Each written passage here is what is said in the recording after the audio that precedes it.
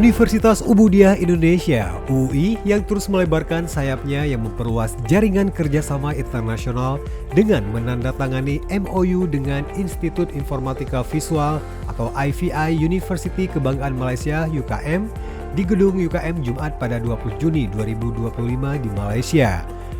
Penandatanganan dilakukan oleh Direktur IVI Association Profesor Dr. Rabiah Abdul Qadir bersama Rektor Universitas Ubudiyah Indonesia Dr. Mutiawati MPD, di mana penandatangan MOU tersebut turut dihadiri oleh delegasi UI serta para peneliti, staf, dan mahasiswa dari IVI.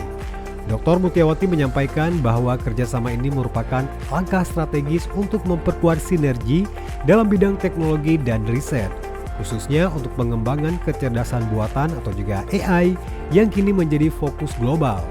Selain penandatanganan dokumen kerjasama, acara ini juga diisi dengan sesi diskusi mengenai program AI Summer Camp yang dirancang untuk meningkatkan minat dan pemahaman mahasiswa dalam bidang kecerdasan buatan AI. Materi pembekalan pada sesi diskusi tersebut disampaikan oleh Profesor Dr. Riza Sulaiman, salah satu peneliti terkemuka dari IVI UKM.